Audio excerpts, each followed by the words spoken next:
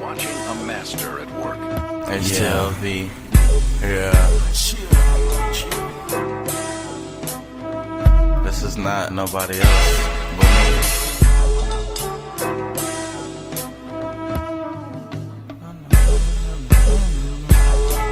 Motherfuckers do this every day. Everywhere. Everywhere in the world. State to state, nigga. I'm ballin' right now, nigga. Country to country. I'm fucking practicing every day, nigga. Every day. Alright, I'm your host, Milaka. It's MartyHeemCherry. And this is Milaka's Garbage. Alright, so pretty much we're just gonna jump right in. And I don't know, I just want the audience to get, familiar with like who you are, where you're from. So, first question, where are you from? I'm from Washington, D.C. Like what part? Like uptown, downtown? I moved to like Northeast when I was like 9. I was born uptown, like off like Webster Street by like the station, Metro, Georgia. And like, how was your like upbringing? Like as far as like in your household, like how your parents, I guess, raised you, and like how was your house? Like was it full of music? Was it like, I mean, growing up was good as far as like my mom. She definitely like, gave me that 90s like mom, like on it, like know how to like raise a child, like play music to wake me up. Everything was good, like, you know what I'm saying? Like my father was like there as well, you know what I'm saying? Not in the household, but like in the household, like, you know what I'm saying? Like, I feel like I definitely had like a good upbringing as a young man, like, you know what I'm saying? And hearing good music and being around people who experienced like Chocolate City in like the 70s and black culture and all that. So they were like good parents, and I had the power of like Chocolate City and like real people from real projects that still reach back and help as far as like doing like community service and just all these different types. Like my parents work with people, like type shit. They got like community type directed jobs and stuff like that where they kind of engage. So me coming up like that just came up like knowing I was, melanated, like, and just being happy to be black and like, did I engage with the city for what it is and just maintain that. And that helped me a lot because we all come from a super like black place. So I feel like my upbringing was like super black, good food, good people, good elders, you know what I'm saying, and good memories and stuff like that. So yeah, you said like the 70s, so is that like the kind of era where your mom was born? And, like, yeah, I mean, they seen the 70s, they seen the 80s, they seen the 90s. And I feel like, because like, I don't know, I feel like I heard certain similarities to like, just how I was raised, like as far as like, I mean, I didn't have my dad in the home. My mom was like a single mother, but she grew up in like the 70s and like exposed me to the Chocolate City, and like growing up like during that time, like I feel like it's important to remember that compared to like the gentrification that's happening now, and like just trying to like figure out how we can still incorporate that like same vibe like in today's like era. And I know that you mentioned also community service, and I know that you actually recently done a couple things as far as like I think like different like projects and things like that. Can you go a little bit into like some of the projects that you're currently working on or that you've worked on recently? Well, I mean, I just did a Black History Month art installation where I just reached out to some artists and basically did a free event. I feel like doing free events is like hard to do when everybody needs money and everybody is busy and making money. So when artists come together for the community like that, it's definitely like always impactful. So I just did that during Black History Month because I believe that our people are art in itself. Like, you know what I'm saying? Like, the installation was being around black people in itself. Like, because, you know, if we launch that installation in a city, in town where it's not really that many black people, or it is black people but not a majority, think about the art of, or the exhibit, or the circus, or the museum, or whatever you want to call it, when you can go somewhere and be around this culture. Like, you know what I'm saying? That is an installation. Like, you know what I'm saying? So I did that. But, you know, I've also done more traditional things with like community service, like the Mother's Day market. I think that's what you probably see me working on. But that's always something that like I get a chance to be a part of because just some of the different, like, you know, circles I done moved in the city based off of just being the type of person where like I said, being from here, it allowed me to have the ability to like move in different spaces. You know, like I'm not just gonna be like one side or one other. Like I might know some niggas that's doing some community service ass shit, like head ass nigga, like, you know what I'm saying? So I pull up with them and network and do what I need to do. You know what I'm saying? So, what was I about to ask you? Because there was a couple of things. I was trying to let you finish. But, I don't know. Like, I feel like that's important that you, like, basically do, like, community service as well as, like, just being, like, an artist or rapper. Like, you know, like, honestly, I feel like that's what made you stand out to me because I don't know a lot of, like, you know, rappers in the city or in the DMV that are, like, you know, doubling as that. And I feel like the importance of, like, you know, incorporating, like, black culture with, like, you know, your artistic career and then, like, with, like, hosting, like, free events. And I didn't really realize that the event that you said was free. I didn't know it was. And, like, that's crazy that you were like able to, like, you know, like, what did you was it like off like friends and people you already knew to like be able to Nah, it's just like people, it's Black History Month, so I just reached out to people who I knew would understand like the intentionality of it, because this isn't for us, this is for like the ancestors, this for, you know what I mean? It come a time when you need to do that. So that's when you do that type of shit. You don't just do it on a Saturday, because then it's like you hitting a nigga up to like do some shit for free. But if it's for something like a bigger cause, then the nigga's like, yeah, I mean, this makes sense. This is my community service. Because everybody not gonna go to a soup kitchen to try to do their community service. Like, you know what I'm saying? Some niggas might do it in different ways. So, yeah. And you mentioned like ancestors, like this. Do like ancestors and like that type of I guess some people would call it work, like does that like influence like, you know, the type of art that you do, how you speak, how you move? Yeah, I feel like my vantage point is through my own life, but also through a historic lens, because I take the time to look at the things that happened before me. And oftentimes I'm more influenced by those things than the things that are going on around me. And that sometimes allows me not only to see things that are like been going on, and then also kind of like see what's new, like, you know what I'm saying? So yeah, that definitely has a lot to do with like my whole energy, because I feel like that's always the difference. It's like, you got people who are totally in the moment, and then you got people that like are paying homage to what came before them. And then you got some niggas that's like, you could obviously tell that like your comfortability is, you just kind of like traditional. You know what I'm saying? Some niggas is traditional this, traditional that, and it's like you just traditional. And I feel like for me, I want to have my own experience, and I feel like it's heavily influenced by like what came before me. Like, and I feel like that's always gonna be obvious in certain ways, you know. So you say like you're influenced by things that pretty much came before you.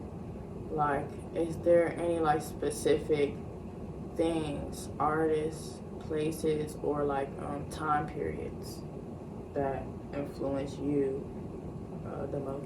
Well, for the fact that like this is an interview, I'm gonna just keep it to like the most truthful because it's a lot of different things. But honestly, the times that most influenced me is like growing up in the 2000s and seeing that and feeling that city without being like an adult. I'm a kid, but I was around it. I know what was all going on. I felt it. Like, you know what I'm saying? I see how it's changed. And I feel like that's what most influenced me, man, because it's that and my adventures and my travels.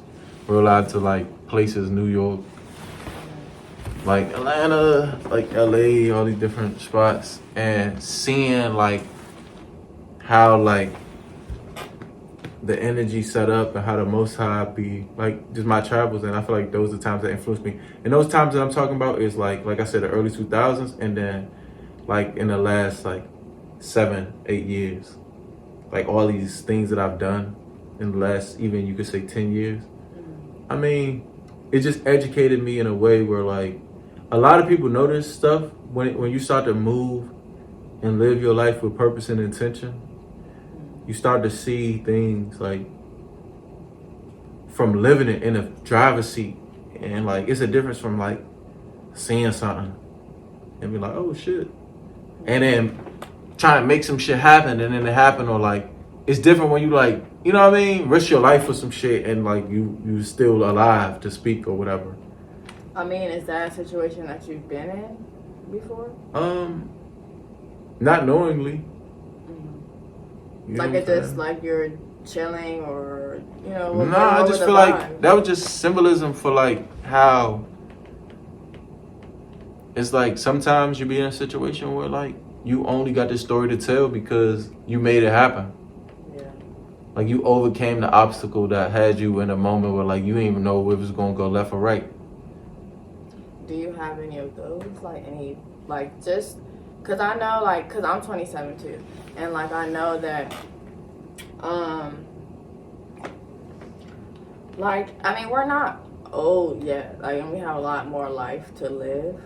But I feel like there's like some core things that happen around this time period and like some core things that happen, you know, before it. So are there any things that, as far as obstacles that you feel like you overcame and like helped you to develop as like the person that you are today and the artist that you are today? I mean, yeah, but is that it's hard. Is that a secret or? Nah, it's just hard to like think about it on command. Like, you know what I'm saying? Is there anything that like pops in your head? Like, you know, I feel like that's the most pertinent. Like, whatever. I feel like I probably at this point condition myself as of late to not even be able to just on automatic access it like I used to. Because this how I've been moving and the shit I've been doing. But if I could think about like a time where I had to overcome an obstacle, I would think recently different things I've been through. What's something? I'm trying to think of. I can't think of nothing deep. Like I can only think of small things because I be looking at the small things and the big things like it's the same thing. Like the obstacle could have been how I was trying to get these shoes the other day. Okay. And the only reason why I got the SBs, the SB Jordan jumps, is because of a couple different factors that were kind of in my control but out of my control. And then it's like you just learn from those lessons, man. I mean, small things. You know what I'm saying? That's where I'm at now. So I see the small things. And at this point, it's just like you see how I can only talk about what I gotta do. It's like I can't even think about the little obstacles because honestly, I'm be my own obstacle. Yeah. And when you see me transition, when you see me from the person that you seen up until this point, transition to that next person, that's gonna be when I really be able to answer this question, got over that obstacle. With that obstacle is myself. That's it. Because a lot of the life that I live, I'm trying to tell you, I can only have small obstacles. It wasn't nothing like a thing that I had to really like overcome. Besides maybe like something emotional, but it wasn't even like nothing I could speak on. Like, you know what I'm saying? Like it's not nothing I could share. It's like more like a thing that like. You mean it's nothing you can share because it's personal, or because it's like little shit and you don't feel like it's nothing substantive? It's like I can't even formulate it in words type shine. Like for real. Like no matter how you slice it, you know what I'm saying? Like, so it's just like at the end of the day, if I could say an obstacle that I overcame, I feel like I overcame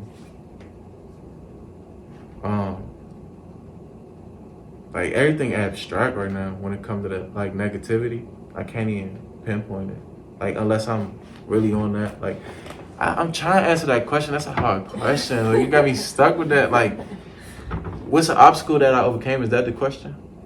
I mean, I feel like you touched on a lot of important things, so it wasn't like, you know, wasted energy. But it's more so like, I don't know, like I asked the obstacle question of like, you know, what obstacle have you faced, like, you know, that you feel like have really impacted your character and impacted you to like, you know, change into who you are at this point. But I don't know, when you said that, I did think about this one memory. And I ain't even saying that this was one that was like more impactful than like others. It's just more like, this is what I thought about, so I definitely could share this. So this was like a while back. Like I'm in this herbal tea spot. Like this girl I know working there. So I'm in there. The shop basically closed. It's a man in a wheelchair, like a motorized jump on some like, he can like move around, but he sits back straight up. And like a lady, black lady, they look kind of chill, you know, like old couple, whatever, DC black. He get to like kirking out on some wild shit, like abusive shit towards her. But like I said, it's really the shop closed. It's probably like 8:05, but she letting them cause she nice and like she just letting them make their way out the door. I'm in there, we chilling, like everybody chill, but they making their way out. So something happened with them. Then he ended up being like, going off for her, and he's like, call her a bitch, call her a bitch. So she real life say, bitch, bitch, bitch, bitch, bitch, like to my homegirl who's working at that job. Oh, yes. And I'm like, hey Mo, this crazy. Yeah. But see, from that day on, I never, like, I looked at everything different. A lot of niggas had that moment at different times in their life, very much earlier than when I had it. But do you mean different as far as like how you look at situations, or how you let it affect you, or like how you react? I mean, I ain't let it change me, but it just showed me something that I wouldn't forget. Like, and I seen that nigga again when I was working at this other job. It was raining like shit, man. And he nigga came up to the window, same stank ass attitude. And I'm like, this door was locked and the shop was closed, so he was trying to still get in. Like on some like, but he didn't know it was closed. He just trying to get out the rain. I was like, nah. But it's like, the fact that I even seen that motherfucker again, like. Because you could, like, you mean like, cause you could have like turned up and like, hey, like I remember you from last time. Like, nah, look, it was the way it was set up. It was only for me to have whatever experience I had, which be this, like, which be the like, hold up. It's raining like shit. When I tell you it's raining like shit, I mean talking about rain like shit, Sice. Raining like shit. Shop closed, I'm about to get off work. I'm closing shop. Like, cause I used to manage this vintage thrift store. And I'm like, door already locked. Somebody come knock. I'm like, look, I'm like, it's closed. He's like, hold up, son. And I'm like, and I kept it moving. But I seen him, I know it was him because I remember his face. Then, also the energy was the same of like that. There's no reason why would I let you in here? It's closed, it's raining like shit, like nigga, like. And you're acting like weird and nasty, like what? Like of I course. feel like people don't be understanding, like, you know how when you have, like, you know, like I feel like I'll be struggling with that to this day, like as far as like, you know, like you know, sometimes I'll be tired, I'll have a shitty attitude, but then I'll realize, like, you know, I'm having a shitty day because I'm having a shitty attitude. And people don't realize, like, you know, when you bring that energy to shit, like, that's how your life is about to be. That's how people are about to respond to you. You about to get a whole bunch of no's, not yeses. So. Yeah, some people do be needing to realize that.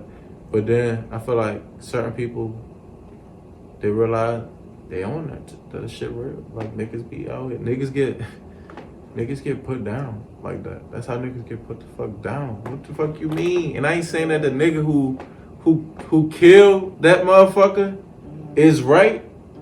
But that's a paradigm. And the thing is, you gotta know how to like survive this shit out here. Because you could argue with a nigga about some shit that you seen him doing. Sometimes you gotta realize what you dealing with. Yeah.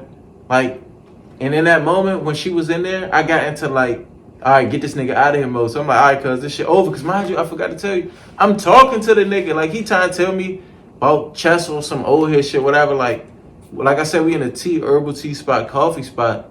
So he kind of leaning into that kind of like, man, like some OG wisdom had that shit.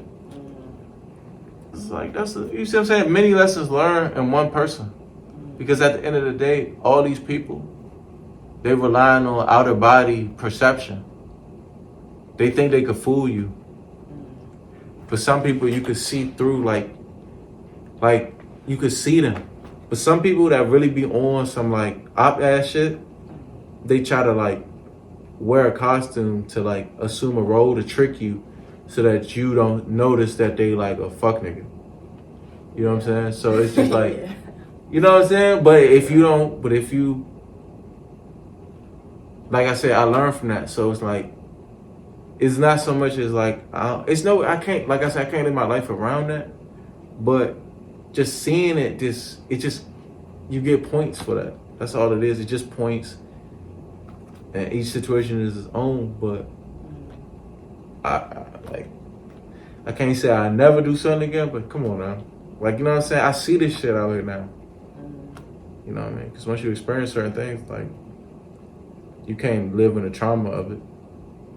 But you see what people are capable of.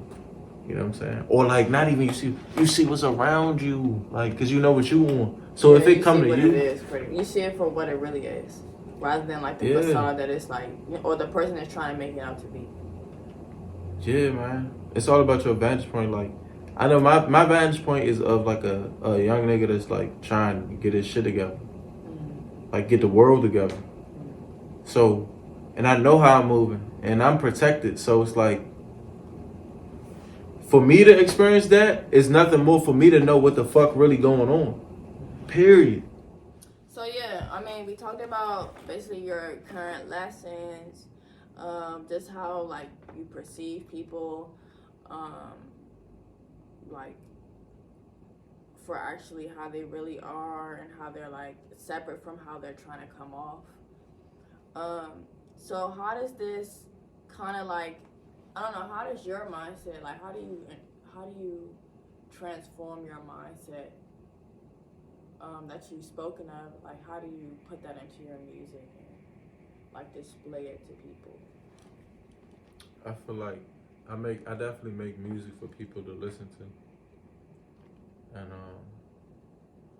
in my music, I speak on things that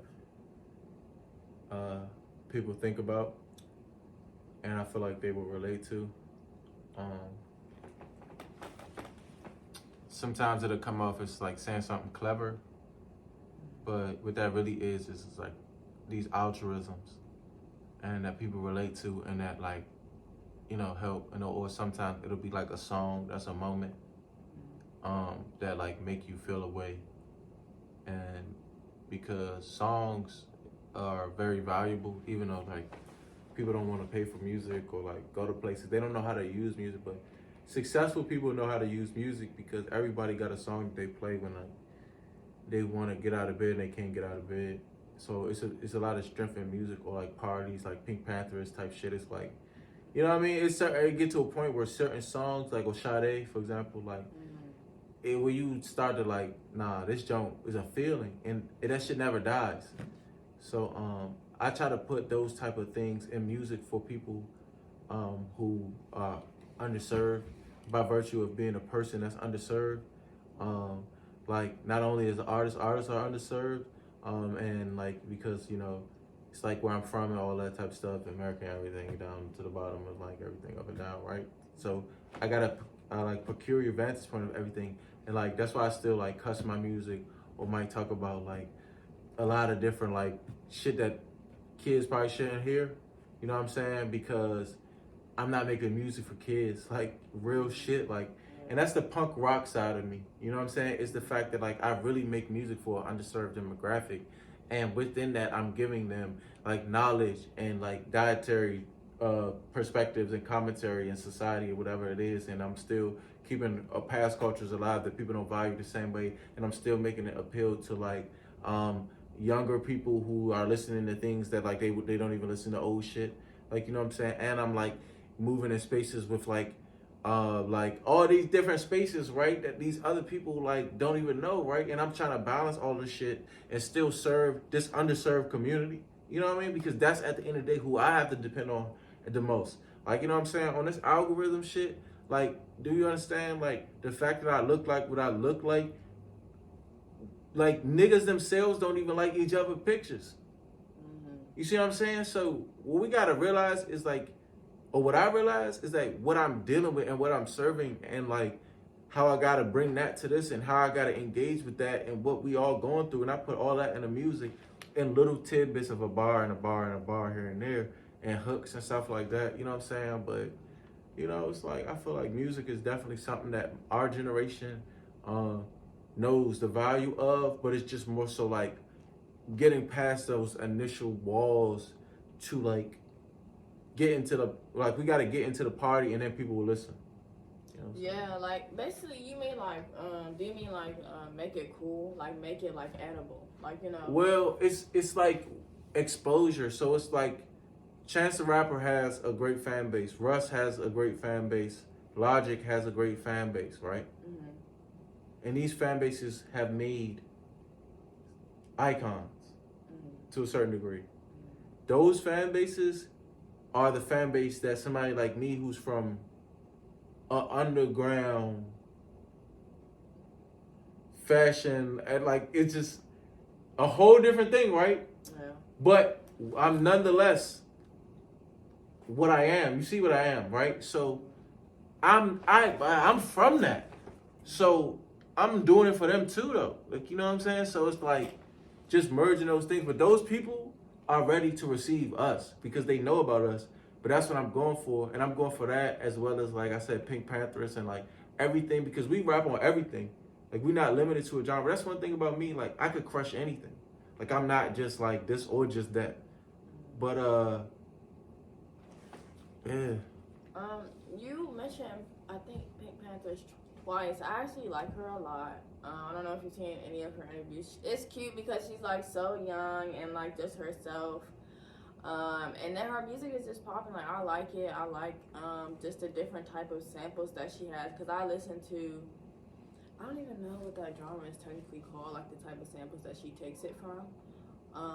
But I listen to like the originals of those songs that she uses. So like, I don't know, like, and I've seen you also use one or some of her songs on your post. So like, what kind of like, connection do you have to her and her music, or like, what do you get out of it? Well, I just posted like one of them songs because it was like the song of the moment, but it's more so I brought her up because I was just looking at some of her videos yesterday, getting more familiar with her like as an artist and stuff. But I understand what she represents in terms of, I think she put her first album out in like 2020 or something like that. And that's the time that it is right now. It's like she make good music, so people fucking with her. She's like represents artist that like is just received by a community, and that community powered her through because I was like doing some research, and like TikTok heavily like influenced like her success. Her music career. And the thing about it is, like, I just feel like TikTok, for example, people look at TikTok for what it is, which is fine, but nonetheless, there are a lot of good content creators on there, people who know that, and then they come across good content or content that they personally relate to, and then it works. Now, if you're an artist and you're not just a person on TikTok who's like sharing facts, like you're making something that when people leave TikTok, they're gonna play and play for other people, and that's the same as like somebody making a TikTok with information and then that information spreads. So it's a value within that, but it's just like specifically for artists and music and creatives, I feel like, you know, people are looking for that shit. Like they understand the value of it. They're not so much stuck in a set group of artists that they're only gonna listen to. They're very much open to receiving their artists. Like, oh, like they're not gonna come to a person's video and judge it based off of like how good the quality of the video is or not. They're just gonna either like it or not. And that demographic existing, I feel like that's what she represents. Like it's not just based off radio. It's like that song's probably on radio now, but look at what that song is. Like, you she was able to build that base off of like, you know, the algorithms. Just off of us being and her support group. Yeah, just off of like that. I just feel like it's becoming. It's more popular now. Like good music is back in style. Oh, okay. Type shit. Okay. Like think about the shit that we grew up on. Like in because the insanity and like we had good songs within that are like represent that time that are like just legendary.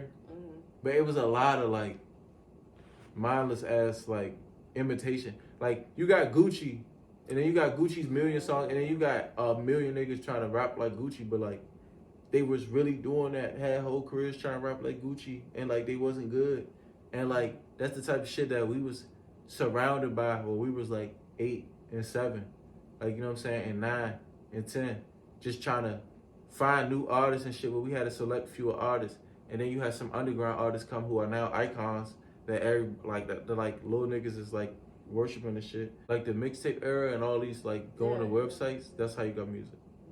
So and then you got the era of like mixtapes, like where it was like money put into it. And then artists came out of that like Kendrick and J. Cole. Oh, okay. And others, right?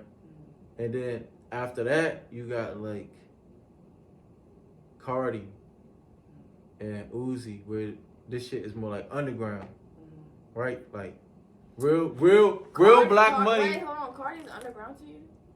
Back in the day, he was when he first started. Oh, I'm thinking about. What am I thinking about? Cardi B. Oh yeah. Yeah, but like, so like, it's like, all right, black money, like, dirtbag shit, right? Like, but that shit making niggas go up. Like, it's a culture around it and state to state, right? Rockstar shit. So then it's coming from that. Now we in a state of like, this shit not about one culture, nigga. It's like, as long as you're not on no OC ass shit, people will take you as an artist, listen to your shit, and pay 99 cents for it, off principle. Like, you know what I mean? Like, niggas will want to pay you that whatever it is that you need. Or maybe if you're talented, then they want to, like, support your career for the direct. Like, we in long-term relationships with our fans. Like, you know what I'm saying? Like, really, they using the music, or they understand, like, because they really listening to a lot of shit, and they know the difference. So, versus, like, back in the day, a nigga it's going to be some old 35, like 90-year-old nigga, like in front of you, and he gonna be telling you to freestyle, and he gonna be trying to take you up to like some record label up New York. No. Like it was like that at a certain point. Yeah. Like, and then it turned into like me and a gang and different offices and shit. Like, and you really seeing like, okay, like they talking and shit, and it's just vibes. It's always just vibes until like some paperwork conversation, but niggas be on some like trying to let you know that they open to it, and if you be in the office, you know what I'm saying, up at a record label, and it be legit shit up New York, whatever. But then now it's on some shit like bruh, people really out there to like boot you up and like buy your shirt and like, you know what I mean? It can happen, and I'm not just saying just off TikTok. I'm talking about like in society. Yeah, like. So, have you gotten any opportunities or like, you know, people looking at you for something like that right now? I feel like I've just been a part of things over time that kind of reflect that.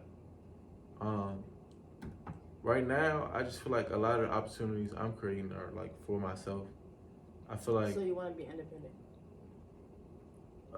Yeah, I guess. I feel like I don't look at things as like what I want to be in like long term. I look at it more for like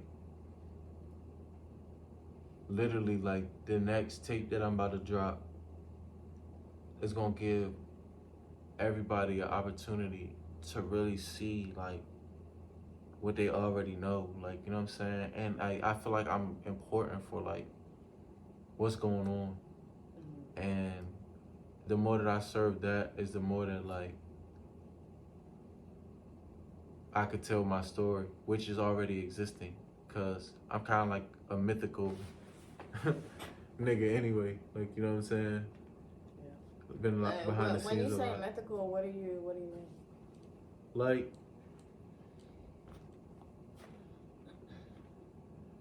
folklore surrounding me. Like, how you could say a name of something and people might have something to say about it, good or bad, like, you know what I'm saying? Or they have an experience or whatever with that product. Like, are you in insurance? I respect shrooms. I've done it like a couple times. I definitely feel like it's medicinal for sure. Like something you just have to like kind of be careful with, you mean? Or I mean, like what? Why I said it's medicinal? Like, what you mean? Actually, like for people like me, I don't do that stuff right now because I guess I'm old. So what does medicinal mean? When I say I feel like it's medicinal, like I feel like I'm drinking this wine. This is for fun. Oh, okay. Shrooms can be for fun, right? But when I've engaged with them, what I feel was medicinal for me. It didn't just feel like it's like what they show weed to be. As how like in a TV show you might see a roster and he's like the herb mind and he like in bliss, and he seems to have some type of peace. You know what I'm saying? Like shrooms seem to me to be something in my experience that was like, this is interesting. This doesn't feel like a drug. Like, you know what I mean? I didn't feel high.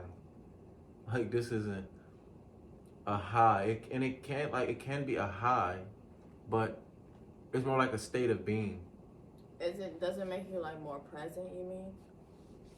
Or like just like I think the effect I think it's hard to describe, but it's just more like a thing of like you just it's gonna be different for different people based off who they are. Maybe it makes you feel like who you are. I don't know. For me, it just made me think and feel and see, and I also think that it does something to you that doesn't have to do with something you might be able to notice as far as like a feeling. It might just altogether make you more intelligent or make you different. Yeah, that's what I was gonna ask. Like, open you up, like, kind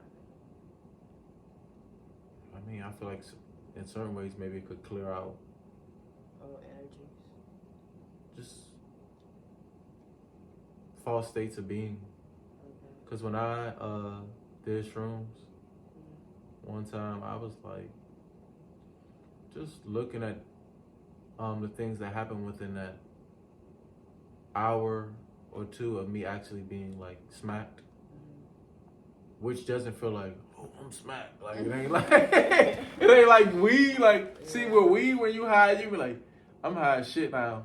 On shrooms, you might go to that state, but I haven't done it in a state of like I'm at a party on shrooms, which I have been at a party on shrooms. But I'm also like did it like I'm gonna walk around a place with a memory and like have my own experience here.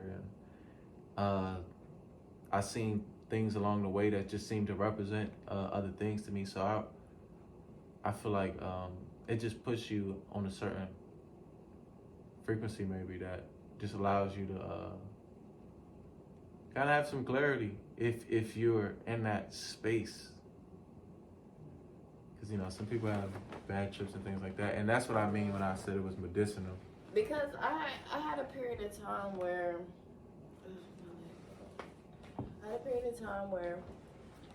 I had a friend who used to do shrooms, and I would want to, like, you know, do them too, and like just to try, because I never tried it before, and I feel like I was in like kind of a lost space at that time.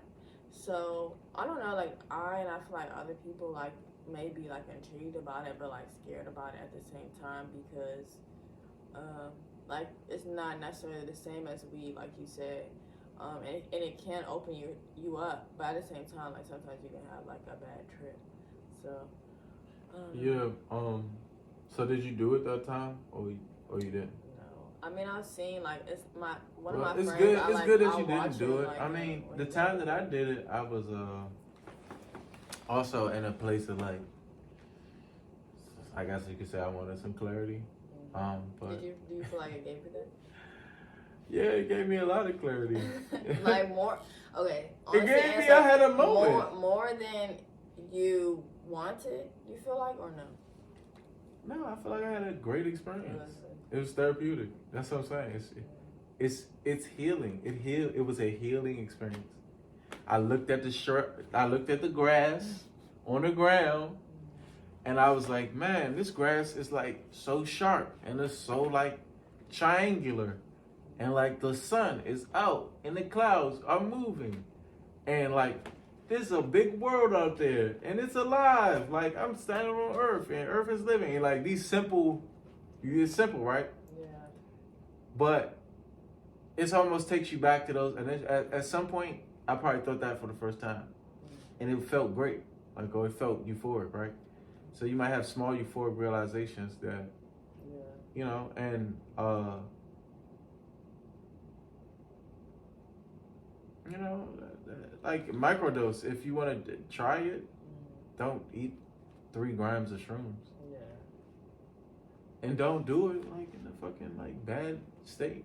Like but you know, people don't have self-control and they gonna do the shit like. Yeah, if it's offered to you, like niggas gonna be in a dirty ass house on shrooms.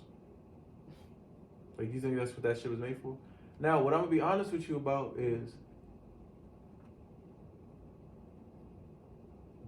I believe that with the right person who grew it and everything, if the person grew it with the right intentions and is healthy and stuff, you could be in a dirty house and you do shrooms, and you might like microdose on shrooms, and you might just feel like, okay, man, I do feel a little bit more capable to do my task. You know what I'm saying?